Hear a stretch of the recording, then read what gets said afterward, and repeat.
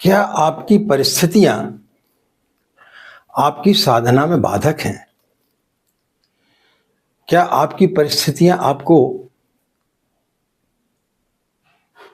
साधना करने में, ध्यान करने में या पूजा पाठ करने में बाधा उत्पन्न करती हैं?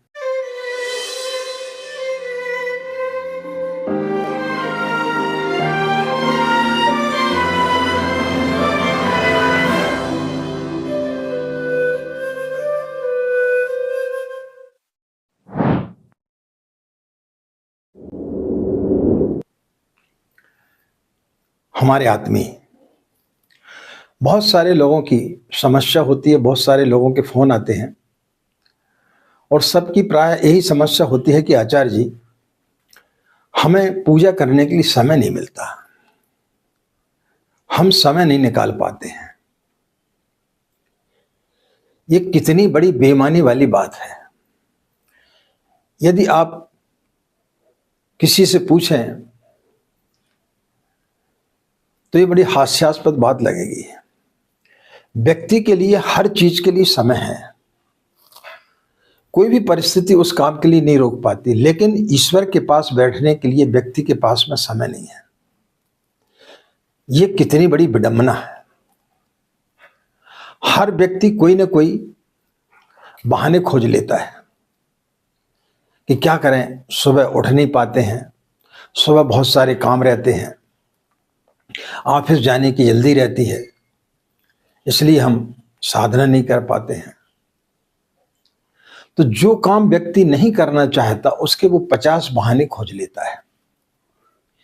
यूनान की एक बड़ी प्रसिद्ध घटना है। वहां के राजा ने अपने वजीर को मृत्यु दंड दिया।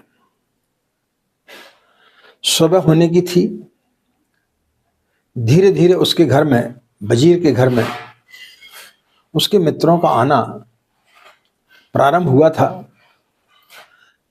दोपहर होते होते राजा के सैनिकों ने उसके घर को चारों तरफ से घेर लिया और उसके घर के अंदर संदेश भेजा गया कि आज शाम को 6 बजे आपको मृत्यु दंड दिया जाएगा। बहुत सारे मेहमान उसके घर में आए हुए थे। सभी लोग हतभ्रम रह गए। पत्नी रोने लगी, बच्चे रोने लगे। शायद उसका उस दिन जन्मदिन था, इसलिए बहुत सारे उसके इष्ट मित्र आए हुए थे। संगीत वादक भी अपनी वीणा लेकर के अंदर आ रहा था। अचानक उसके अंदर जो उत्साह था वो सब ठंडा पड़ गया। वीणा को एक जगह रख दिया। सारे लोग निराशा से डूब गए। उस वजीर ने अपने मित्रों से कहा कि क्या हुआ, आप लोग इतने उदास क्यों हो गए हैं? बोले अभी अभी आपको सूचना आई है कि राजा के द्वारा आज शाम को आपको मृत्यु दंड दिया जाएगा। तो बोले शाम को दिया जाएगा ना, अभी तो शाम को 6 बजने में बहुत समय है। तो जो समय हमारे पास में है उसके लिए हम अच्छे तरीके से क्यों न जिए। ये राजा का बड़ा हमारे ऊपर उपकार है। वो चाहता तो अभी मृत्यु दंड दे सकता था, लेकिन शाम को 6 बजे का दिया है, उसका मैं धन्यवाद करता हूं। और हमारे पास जो समय है उस समय का हम सदुपयोग करेंगे। जो कार्यक्रम चल रहा है वो वैसे ही चलेगा और बल्कि और ज्यादा उत्साह के साथ चलेगा, क्योंकि शाम को 6 बजे मुझे विदा हो जाना है। फिर आप लोगों से भेंट हो पाई या नहीं हो पाई, फिर कोई स्थिति ही ऐसी नहीं बनती है कि आप लोगों से दोबारा मिलन हो पाएगा। लेकिन आज राजा की कितनी बड़ी कृपा है कि मेरा आज जन्मदिन है और आज जितने सारे लोग मेरे मित्र यार थे वो सब के सब आज मेरे घर पर आए हुए हैं। मेरा परिवार भी यहाँ पर मौजूद है। अब कभी ऐसी स्थिति होती कि मेरा परिवार ही मौजूद नहीं होता, आप लोग नहीं होते और मेरी मृत्यु हो जाती, लेकिन यहाँ तो मुझे पता है कि आज शाम को 6 बजे मेरी मृत्यु होने वाली है। तो क्यों ना इसे और अच्छे उत्सव के रूप में मनाया जाए। दावत चालू हुई, वीणा का वादन चालू हुआ,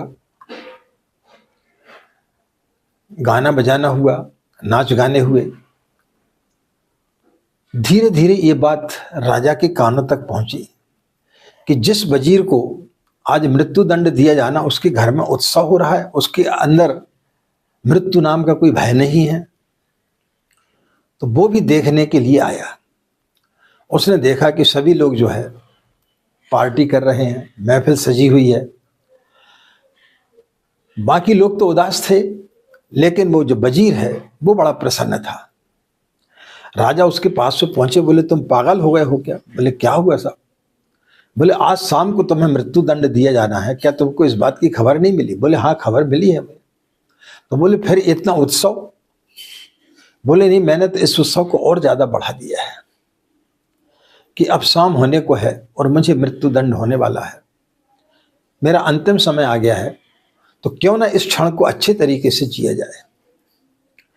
राजा ने जब उस वजीर के चेहरे को देखा, उसके अंदर किसी प्रकार का भय नहीं था। उसने देखा कि ये व्यक्ति तो जीना सीख गया है, इतना शानदार व्यक्ति मेरे राज्य में और कौन हो सकता है। तो ऐसे व्यक्ति को यदि आज मैं मृत्यु दंड दूंगा तो ये मेरे लिए बहुत ही गलत होगा। तो उसने उस वजीर से बोला कि मैं अपनी न्याय की जो प्रक्रिया है, जिसमें तुम्हें मृत्यु दंड दिया गया है, उसे मैं वापस लेता हूं, क्योंकि मैंने जीवन में विषम परिस्थितियों के साथ में कैसे जिया जाए ये तुमसे सीख लिया है। कि इतनी विषम परिस्थिति में भी कि जब आपकी मृत्यु दंड होने वाला, आपको पता है कि आज शाम को 6 बजे मेरी मृत्यु होने वाली है, लेकिन इसके बावजूद भी आपने उसे उत्सव बना दिया, आप भय से मुक्त हो गए। तो मित्रों, इससे बड़ी परिस्थिति हमारे जीवन में कोई नहीं हो सकती, लेकिन हम ईश्वर के पास बैठने के लिए किसी न किसी तरीके से बहाना खोज लेते हैं कि इस कारण से हम साधना नहीं कर पाए, इस कारण से हमारे पास में समय नहीं मिल पाया। कल्पना करें कि 24 घंटे में आपके पास में सारे काम के लिए समय है। बच्चों के पास बैठने का समय है, टीवी देखने का समय है, चलचित्र देखने के लिए समय है, मित्रों के साथ घूमने के लिए समय है, अन्य काम करने के लिए आपके पास में समय है, लेकिन ईश्वर के पास बैठने के लिए समय नहीं है। क्या हम 24 घंटे में 2 घंटे का समय ईश्वर के लिए नहीं निकाल सकते? हम जो चीज में हमारा मन नहीं लगता है, जो चीज हम नहीं करना चाहते, उसके लिए व्यक्ति 50 बहाने खोज लेता है, और हम उसी प्रकार से बहाना खोजते जाते हैं कि किसी प्रकार से कोई बोल दे कि हाँ ठीक है, कोई बात नहीं, ऐसा नहीं करने से कोई फर्क नहीं पड़ता, तो हम उस बहाने को खोजना चाहते हैं। लेकिन जो व्यक्ति करना चाहता है वो उन परिस्थितियों को अपने ऊपर हावी नहीं होने देता। हमने 1981 में पूज्य गुरुदेव से दीक्षा ली थी। उसके बाद जब हमने अपने पुरुष चरण चालू किए, तो हमारे जो मित्र थे जिनके साथ में हम व्यापार करते थे, वो हमेशा हमें टोका करते थे कि भाई अभी आपके पास में बहुत समय है, अभी तो आप यंग हैं, 35-40 साल की उम्र है आपकी, तो फिर इतनी लंबी साधना उपासना आप क्यों करते हैं? तो मैं बोला कि मैं जिस समय साधना उपासना करता हूं, ना तो वो मेरे बीवी बच्चों का समय होता है, ना आपका समय होता है, ना व्यापार का समय होता है। तो बोले ये सब काम तो जो है आदमी को वृद्ध अवस्था में करने चाहिए। अब आप कल्पना करिए कि जब हमारी उम्र आज 72 साल की है, क्या हम उतने कठिन उपवास कर सकते इस समय, या उतनी कठिन साधना कर सकते? नहीं कर सकते। तो जब व्यक्ति के पास में समय होता है, उस समय वो बहाना खोज लेता है कि अभी क्या करना पूजा पाठ करके, अभी मंदिर जाके क्या करना है। तो जो काम व्यक्ति नहीं करना चाहता उसके लिए 50 बहाने खोज लेता है, और साधना करता भी है तो हमेशा रोते रहता, हमेशा भिखारियों के समान कुछ ना कुछ मांगते रहता, उसकी डिमांड कभी खत्म होती ही नहीं है। हमें ईश्वर क्या क्या दे रहा है इस ओर हमारा ध्यान ही नहीं जाता है। एक महिला थी, वो गायत्री मंत्र का जाप किया करती थी, एक दिन उसका बच्चा छत से नीचे गिर गया। कुछ ही समय पहले उसका ऑपरेशन हुआ था। ज्यादा चल फिरने के लिए डॉक्टर ने मना किया था, लेकिन जैसे ही बच्चा छत से गिरा, वो बदहवास होकर के दौड़ी और बच्चे को अपनी गोदी में उठाया। बाहर निकली, कोई टैक्सी, कोई ऑटो नहीं मिला। वो दौड़ते हुए 2 किलोमीटर तक अस्पताल पहुंची, बच्चे को एडमिट किया। 2 दिन बाद उसको बच्चे को होश आया। कुछ दिन बाद वो ठीक हो गया। वो अपने बच्चे को घर में लेके आई। एक दिन वो रसोई घर में खाना बना रही थी और उसके मन में विचार आया कि हे गायत्री माँ, हे गुरुदेव, मैं इतनी सेवा करती हूँ, मैं इतनी साधना उपासना करती हूँ, लेकिन मेरे साथ इस प्रकार से घटना क्यों घट जाती है। अभी अभी मेरा ऑपरेशन हुआ था, डॉक्टर ने चलने को मना किया था, मेरा बच्चा छत से ऊपर गिर गया, वो तो पता नहीं कैसे बच गया। जब वो रात्रि में सोई तो उसको गुरुदेव ने दर्शन दिए और बोला कि तुझे पता है, जब तेरा बच्चा छत से नीचे गिरा, उसके 1 दिन पहले तेरा जो मकान बन रहा था, वहां बड़ी बड़ी लोहे की राडें पड़ी हुई थी, ईंटें पड़े हुए थे, लेकिन तूने उसी दिन साफ कराया था और साफ कराने के बाद ही वो बच्चा नीचे गिरा। तेरा ऑपरेशन हुआ था, डॉक्टर ने तेरे को चलने के लिए मना किया था, तू चलने में भी घबरा रही थी, लेकिन तेरे को 2 किलोमीटर तक मैंने दौड़ा दिया, तेरे अंदर के उस भय को खत्म कर दिया।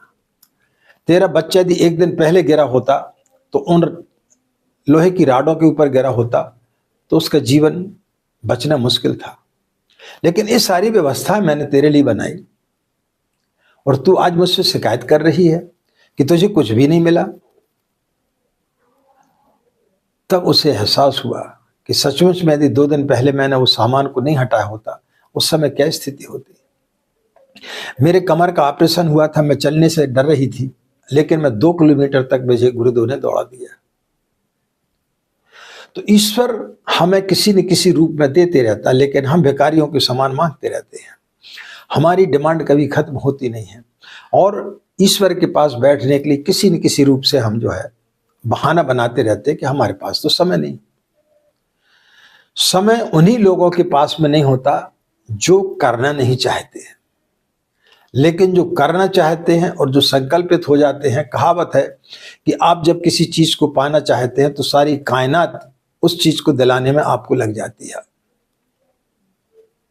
आपका सहयोग करना चालू कर देती है। तो जब आप साधना करते हैं तब फिर सारी परिस्थिति आपके अनुकूल हो जाती हैं। आपको जब नींद आती है तो नींद आने के बाद में न व्यक्ति अमीर रह जाता है न गरीब रह जाता है, उन सब परिस्थितियों से मुक्त हो जाता है। आपने हवाई जहाज को देखा, जब हवाई जहाज ऊपर जाती है तो जमीन, बादल सबके ऊपर पहुंच जाती है। इसी प्रकार से जब व्यक्ति साधना करता है तो वो सारी चीजों को छोड़ देता है, सारी चीजों से मुक्त हो जाता है, बीवी बच्चों से सबसे मुक्त हो जाता है। साधना का नाम ही है कि जो समस्त बाहर की चीजों से आपको मुक्त कर दे, और जिस दिन व्यक्ति इन सब चीजों से मुक्त हो जाता है उस दिन वो ईश्वर के निकट पहुंच जाता है। लेकिन हमारे साथ क्या होता है कि सूर्य निकलता है, सांझ हो जाती है, पानी गिरता है, मौसम बदलते रहता है, लेकिन हम वहीं को वहीं खड़े हैं। प्रकृति हमेशा हर क्षण बदल रही है, लेकिन हम वहीं को वहीं खड़े हैं, हम उसी उलझन में उलझे हुए हैं। तो जिस दिन आप उन उलझन से मुक्त हो जाएंगे, वही क्षण आप जो है ईश्वर के निकट पहुंच जाएंगे। लेकिन हम इन उलझनों से मुक्त होना ही नहीं चाहते हैं और कोई ना कोई बहाना खोजते रहते हैं।